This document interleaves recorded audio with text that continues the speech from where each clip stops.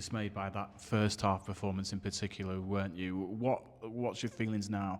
Still the same, to be honest. We reflected back on it this morning, so we got a lot out of it, to be honest. Just lads were open and honest how they felt in terms of, reacting after the Tuesday game. So the highs and the lows, so they couldn't put the finger on why they performed the way they did in the first half. From a tactical and more so a technical point of view, to be honest. Getting hold of the ball, passing it to each other, passing it from A to B, putting it from there to there in the channel if you wanted to do that. So it was a bad 45, whatever it was, whatever he played, 47 minutes in the first half. And that's what we reflected on this morning, to be honest. The rule changes over the last few years means you can make 4 subs at half time. You made 4 subs at half time. What was your thinking there? And I guess, you're well within the rights to do it when the team underperforms. Well, we had to, Adam, because one, you're getting beat. So the more I look back at it, and the more of it's literally done my head in over the weekend, is that it was the same game as Harrogate. So you go to Harrogate, you come up against a team that play a certain way, and there's no right or wrong way to play. So you know what a team is going to do against you. So you've got to sort of stop that, and then get your own style going, if you like, or your own game plan, if you like, in attack and out of possession. So we knew what was coming. We'd gone to Harrogate, we'd done the same thing. We conceded from a set play, first header, first contact, we don't win, and then Coyley, being honest the way he is, he's got a nick and it's gone in. And it was the same Saturday. Adam Presley gets up, he's getting marked. The lad who's marking him gets a block, so he can't get near him. It's a free header.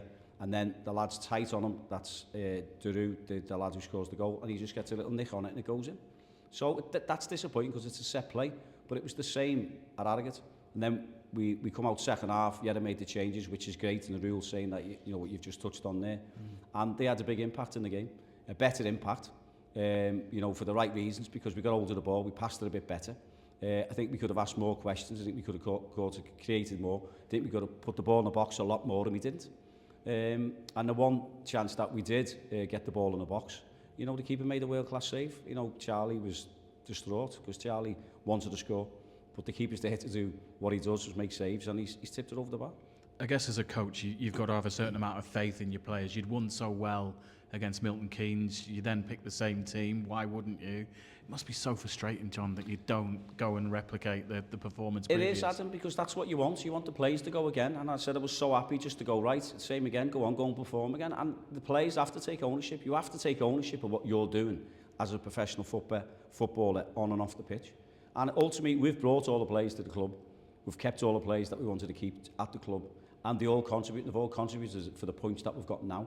Points that we can all feel sorry for ourselves and what we should have got, we haven't got. Decisions that have gone against us that we've never ever have come on here and never mentioned. I'm not going to single any people out and stuff like that, because it's on us. Ultimately, it's on us.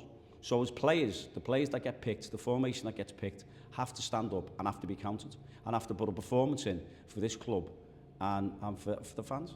Do they communicate with each other enough on the pitch, do you think, well? Adam, the dressing room is great. Everyone says the same thing, and we don't see a bad egg in there at all. Yeah. It's really good. The training's good. The atmosphere on the training ground's good. The tempo, the sessions are good. The tactical information they get is all good.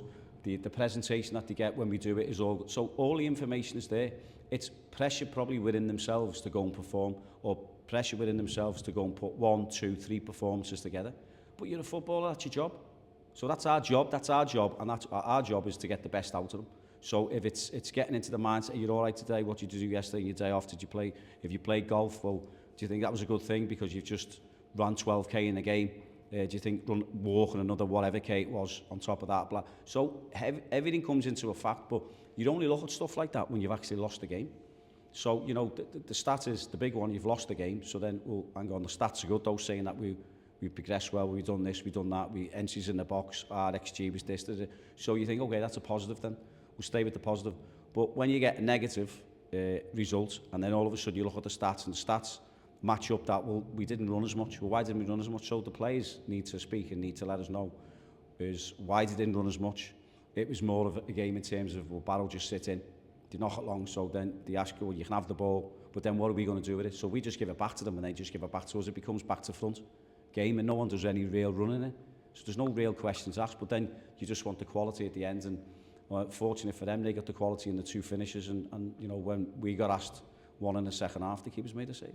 Do you see a group here that's capable of being coached to get better and maybe produce more wins maybe next season? Because I guess you're looking ahead to make sure this, you continue progression, move this club forward. You're saying that, Adam, right? We should have had more wins this year, but we haven't. So I'm not going on about hard luck stories. I said that before. I'm not talking about referees. I'm not talking about, this or that, look at this. Individual mistakes. We've got a group of lads that have won games.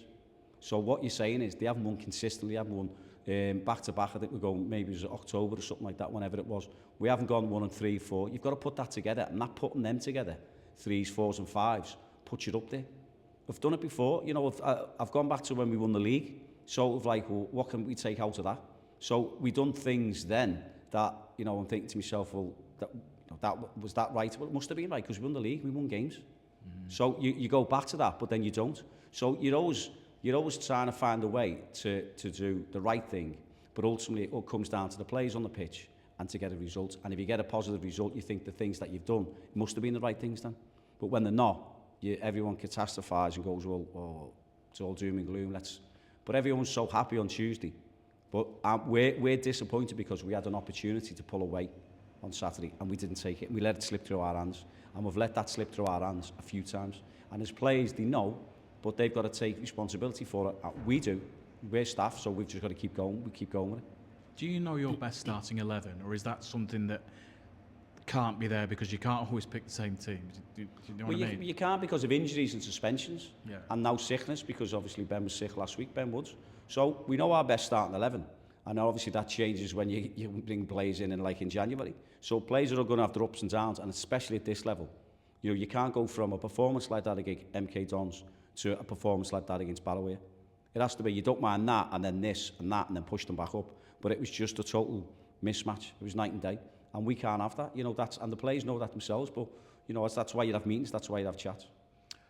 7 points above the relegation places. How many wins do you think you might need? Don't know. So all I know is that we have to win the next game, and then we have to win the next game after that, and after that.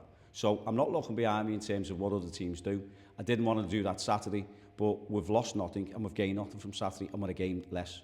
It puts pressure on the teams below you to win games, and that if they do that, then it puts pressure on the teams above them to win games or pick points up. So I couldn't tell you how many more wins you need. I couldn't tell you how many points you need. You look at, is it Newport? I think they're on 40 odd points themselves, 42, 43. So are they going to get sucked into it? Or do they think they're clear? I don't know. Is it 10, 11 games left or whatever it is for certain teams? So all I know is that we're full on to win the next game, which is Tuesday, which is tomorrow night, which is against Newport. What do you expect from Newport? They had a really good run recently. They've sort of fallen back into losing games a little bit. Been down the bottom end for quite a lot of the season. What do you think? Well, the run that you just said is they've won 1 and 4. So I think they beat Gillingham at home 3-1. So other than that,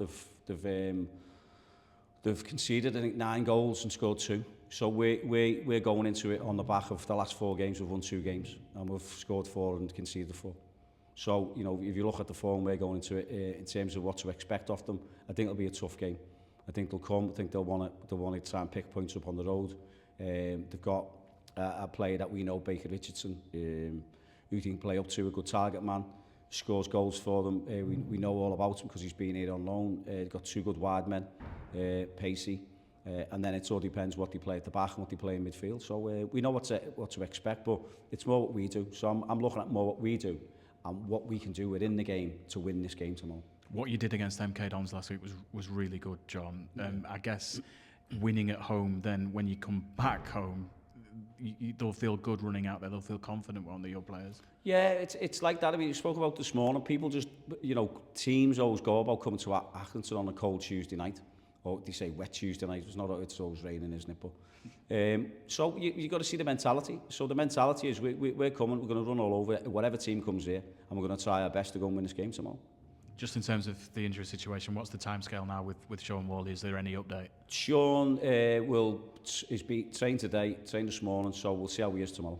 Okay. Conor O'Brien missed the game at the weekend. What was you thinking there? Nothing. It was just down to basically just from a tactical point of view. Everyone else is fine. I think Josh Woods has got a little bit of he should be training Thursday, Josh Woods, and Jay Richards just got a slight issue with his knee, so that's obviously long term one. But everyone else is fine. So You know, or the shirts are up for grabs. They're up for grabs in training, and they're up for grabs when they get them and they have to keep them. Is it hard to pick a team? Not really, no. So as I said to you before, it's not because you've got the team there, you've got the players, and when you give them the shirt, don't lose the shirt. Keep the shirt. So that means I perform. And once you perform well, great, you're going to keep the shirt. I don't, what can you say? Well, it's theirs to keep. It's theirs to keep from now till the end of the season. So that's what the messages go out all the time in training. Training this morning, they're all chomping at the bit. So you can see the desire, you can see that they want to put things right for tomorrow. So we can't wait.